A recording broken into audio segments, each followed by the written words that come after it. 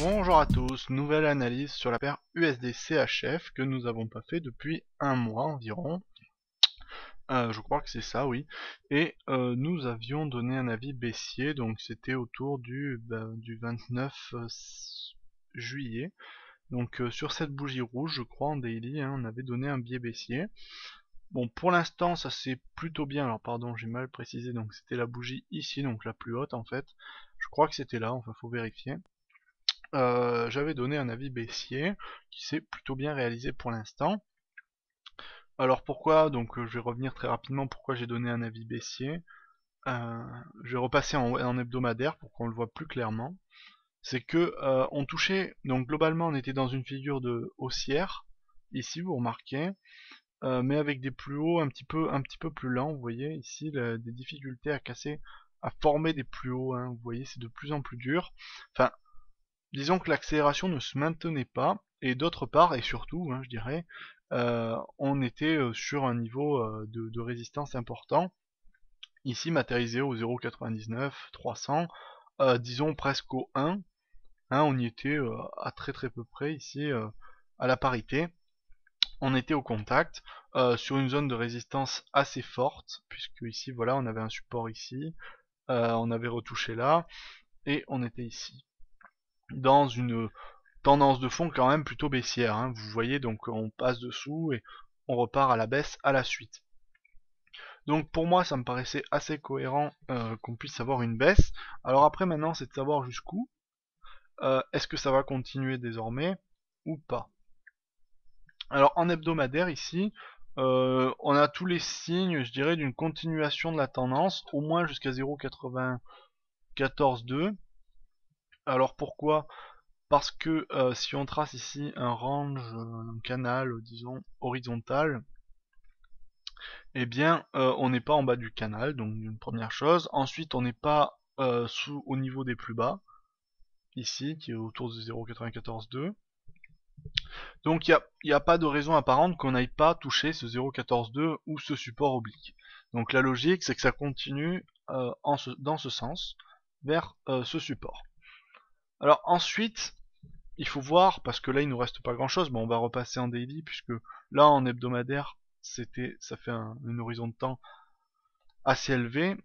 En daily, ici vous voyez, on a eu globalement, sur les dernières semaines, sur le dernier mois, on a eu un petit mouvement, un canal baissier, dans un premier temps, disons à peu près un canal, hein, et une forte accélération les derniers jours, autour du 21, et actuellement, sur la dernière bougie, on est un petit peu en pullback, ici, hein, vous voyez, on n'est pas allé toucher, disons, le pullback pur et dur.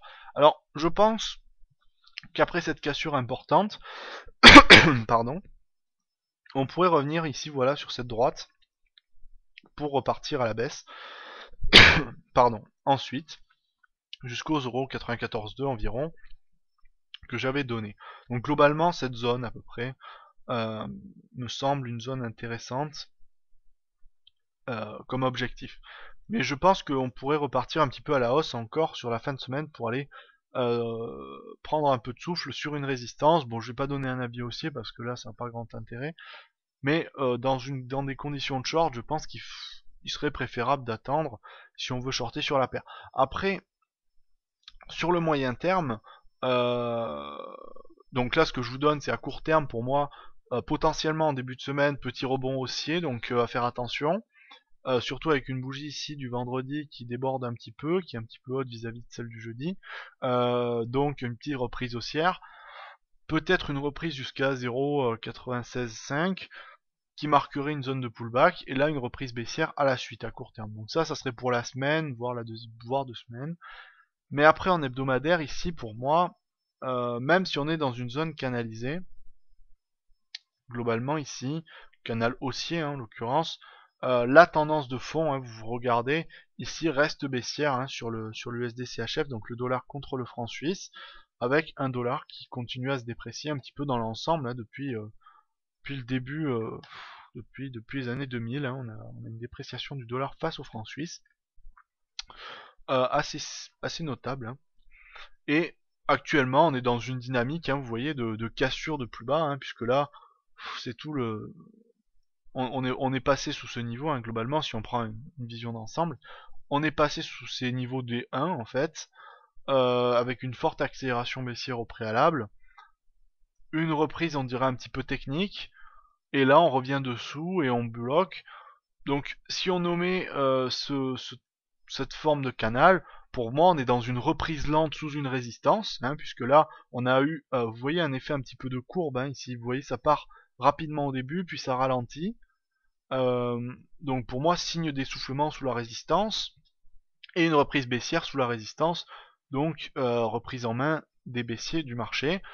Donc à mon avis, on devrait avoir une continuation baissière, je ne sais pas où, mais vers des plus bas, donc potentiellement 0,90, 0,85, voire 0,80, peut-être 0,70, mais à moyen terme, je reste baissier pour l'instant, sans signe évident. Après, on pourrait avoir, si on avait une reprise haussière très très forte, ici je dirais que je serais neutre, parce qu'on reste dans une dynamique baissière, et qu'on n'aurait pas de signe haussier clair qui permettrait de rentrer en position. Même si on a une zone de pivot très importante ici, il faudrait, quoi qu'on pourrait, si on voulait, on pourrait tracer une TE. Alors c'est défendable aussi ça, même si c'est pas très très joli. On pourrait tracer un petit peu une fausse TE, donc inversée hein, en l'occurrence, ici. Donc ça se défend aussi ça. Hein. Donc une épaule tête-épaule renversée. Voilà, vous voyez avec une épaule ici, mais vous voyez elle est pas très claire. Une tête inversée ici et une autre épaule. Et là on serait dans une dynamique de pullback et on viendrait chercher 0,90 par là, enfin 0,92 pour reprendre à la hausse. Mais dans la logique, disons là voilà c'est une figure chartiste un petit peu tirée par les cheveux à mon sens. Je pense que si on jauge le pour et le contre, on est plutôt dans une dynamique de rebond sous une résistance, en l'occurrence celle-ci. Et donc dans ce sens, une reprise baissière. Le TE, bon, elle reste valide, hein, enfin, elle a une tête plutôt valable, pas tout à fait incohérente, donc on peut pas l'omettre. Euh, Néanmoins, pour moi, on reste dans une dynamique de fond baissière. Il y a une reprise haussière rapide, puis un ralentissement sous la résistance et un rebond sous la résistance. Donc, je pense qu'il y a des chances que ça continue à baisser sur le franc suisse, sur le dollar franc suisse. Après, voilà, il y a toujours ce risque de TE, donc il faudra surveiller euh, potentiellement ce support oblique ici, marqué par la ligne de coup de l'ETE, qui pourrait propulser les cours à la hausse. Il faudra faire attention à ce niveau-là. Mais de toute manière, je pense que pour shorter, donc si on veut shorter à moyen terme, ça vaut potentiellement le coup, mais il faut faire attention à cette ligne. Voilà, donc je garde un avis baissier sur l'USD CHF à durée de temps illimitée, disons jusqu'à 0,90, 85, 70 ou 80, mais avec un petit doute sur cette ETE, avec cette ligne de coup qu'il faudra surveiller. Voilà, j'espère que cette vidéo vous aura plu et je vous dis à la prochaine.